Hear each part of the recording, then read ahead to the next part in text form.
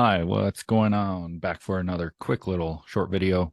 Wanted to make a video on, this document I quickly drew up, just because I'm still getting a lot of questions on, brokers, what I'm currently using, how I'm using it, and then simple things like the PDT, cash count, margin count, possible ways to bypass PDT and things like that. So a lot of this information is readily available on Google and things like that, and a couple of the links that I posted in this document. But let's just dive into it.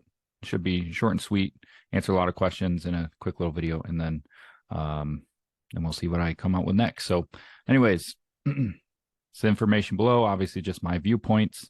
The big thing with choosing the right broker is there's so many out there, and you really want to just find a broker that works best for you, right? What kind of trading are you going to be doing? What kind of tools do you need? What's your setup like? Are you on a phone? Which I highly am against trying to trade off your phone. It's extremely difficult. Are you using a laptop, desktop? Things like that are really gonna help you with. Obviously, the big thing that I talk about with trading is real estate in like screen space and having a computer capable of this stuff. I personally trade with a dedicated desktop that's just used for trading. I don't do anything else on it. It's hardwired into my internet, and that's it. I don't, play games on it, do social media, don't do any of that stuff on it. Don't save a bunch of photos, just strictly solely for trading. But anyways, and then the screens, right? Obviously, do you need to go out and spend, $3,000 on a desktop and then a few $1,000s on a bunch of screens and you're still learning? I probably would be against that. I think, you can buy, like two 24-inch, 27-inch monitors for, 150 bucks off Amazon. Just get you something like that. And then even just like a refurbished, like office computer, Windows. I'm a big fan of using Windows for trading because a lot of the brokers work with that. If you're on Apple, sometimes you'll have some issues with that. So I won't get into that too much.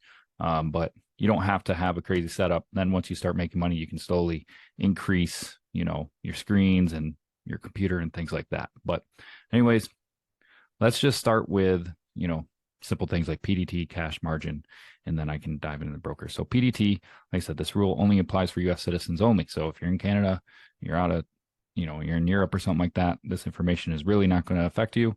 I don't know what limitations foreigners have, but I don't think it's much. This is just basically something that the U.S. SEC federal government applied to prevent new traders from essentially blowing themselves up. Right? It limits you. What it limits you is 3-day trades per 5 revolving days. This is if you're on a margin account. And what that basically is they're round trip trades. So one buy, one sell. So if you do that 3 times today, that means you're not getting those 3 trades back until 5 trading days. So it'd be next week. So today's Wednesday. So it'd be next Wednesday. You would get those back. Some people like to split them up, use one here, one there, and you get potential 3 days. But still, you got to wait for each one of those to renew each day. So it kind of becomes a hassle. This rule stays in effect until you get an account with over $25,000 into it, which if you're just starting out, most people, that's a big feat to get. So how do you bypass that dumb rule, right? I think it's absolutely stupid that they limit us, but I don't know, maybe it's really is a helping people out so they don't just fund their account with $10,000 and lose it all in one day, which you still can on one trade or 50 trades. It still can happen. But anyways, option 2 is don't sign up with a margin account, right? Trade cash. What that means is you can't short, right? But if you're a new trader trading under this rule, I don't think you should be shorting anyways.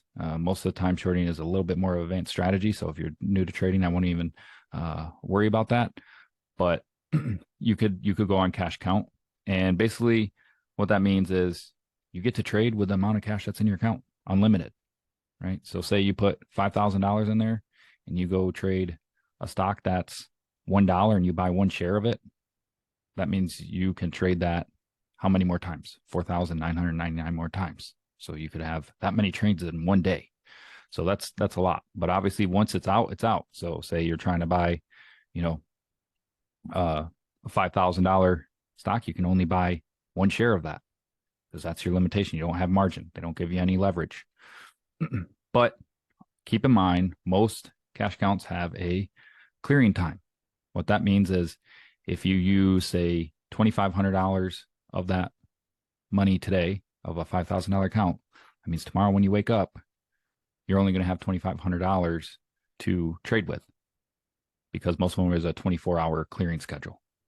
But then if you don't make any trades the next day and say, so here you are on the technically the third day, now you got $5,000 trade again. So my recommendation would be to, if you fund an account with say $5,000, split it up, use $2,500 today. And then that means you have $2,500 the next day. And then you have $2,500 next day and so on. So that means you can pretty much trade every day. So that already beats the 3-day trades. If you're taking $2,500 positions, that means you got 5 trades a week instead of 3. But most people are still, they're not taking $2,500 worth of shares if you're starting out. So you should be trading small. And then so on and so forth. Once you grow your account, just keep splitting it, get it up to $10,000, then you have $5,000 available each day. So that's a really nice way to bypass the PDT rule. Another option, number 3, the only other option that I know of is use an offshore broker. Basically, there used to be a bunch of them. There might be a few more out there that I'm not going to share with you or know about. If you do, feel free to let me know and I'll take a look at it.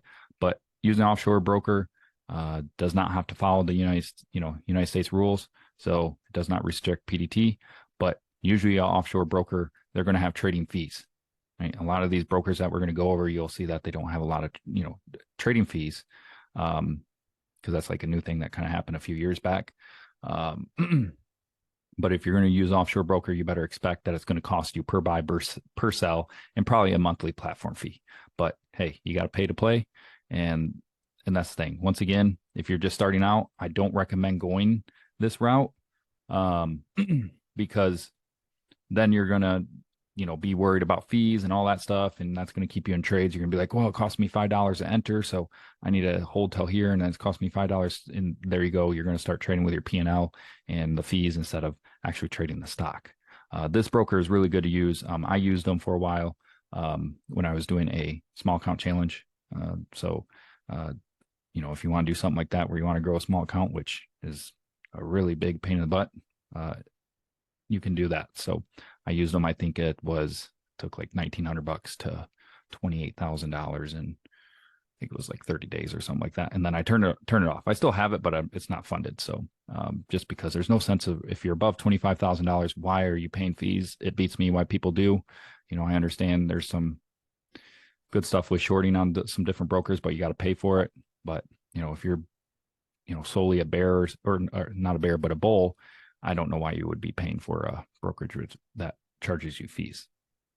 So anyways, let's go down to my recommend brokers. I kind of labeled them, put them out with some strengths and weaknesses. Obviously there's a lot more as you do it, but I've used pretty much all of these that are listed and a few others that are complete trash, so I didn't list them. But once again, it's about using a broker that works best for you and also building your platform. I have yet to find one broker that does everything the best that I need it to. So for that reason, I use a variety of brokers to make up my trading platform that I use every day. So I will show you that here in a second after we go through this.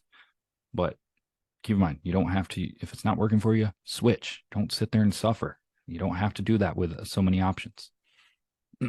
So I think I also tell you what I'm doing here. So to do it, we'll go on that in a minute. But my top broker is personally TradeZero.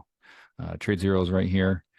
They in the U.S. I think it's like $500 or $250 minimum to open up cash or margin account. They do offer international as well. So if you're, and it shows Canada. So if you're, overseas and you're looking for something that I recommend internationally as well, I would definitely check out Thinkorswim, but TradeZero. This broker, I've been trading with them for going on probably 3 years now. They They have really good tools. This stuff is mostly for uh, the US version, so I don't know what applies to international, but you would have to check their stuff. But they have a great mobile app.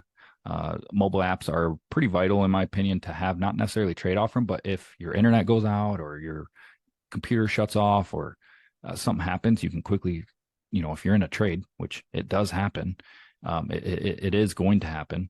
You can quickly bring it up on your phone and manage the possession there, and get out. Their customer support, really good. So great customer support. I've had it where the app wasn't working, their platform wasn't working. I had a call, I got instantly somebody, and they were able to, get out of my position over the phone relatively quickly. So the web version, no fees. Pro version, I think it's around $79 or lower now. I think they also have like a promotion going on, like a few months free or something. It changes all the time, so don't get stuck to this. But I use the pro version. The web version just is good for traveling. I've used it before, but pro version is what I use, and I pay monthly for it. Shorting wise, great for shorting. I love using this broker for shorting. Majority of the time, I would say probably 8 to 9 times out of 10, they have available shorts at a decent price. If you don't have no clue what I mean by locating all that stuff, like I said, you need to learn that when you get there. But locating is very easy. They have a nice locating portal that you can search them out, see if they have it, and so on and so forth. So really good. Obviously, they restrict PDT under 25. You can use a cash count. If you do get margin, you start out 2 times margin. So you put $25,000 in there. Now you got $50,000 to trade with. They do have paper trading. So if you want to test with them, I think you have to request it, and there might be a small fee with it. Small account minimums and offers, like I said, for there. So my number one top broker. Follow the sign up link if you want. This is my affiliate. I do get like, I think, a couple pennies for it or something like that. I don't even know. But anyways, not trying to push them. Webull, this is a great one for, beginners. They've really came up through the years. Back in the day, I really didn't like them. They were pretty much on par with Robinhood, but I like Webull. Now they have a really good mobile and desktop app that's free compared to where this costs $79. It's just not very good. Compared to Webull, where it's free. So their desktop charting platform is really nice. Great for new traders, like I said, very easy. Tons of videos and tools out there for you to learn how to use Webull. They offer paper trading, that's free. You can fund with any size. They do have PDT. They have really good charting. Their charting is pretty nice on their desktop app. I'll get into TradeZero's charting here in a minute.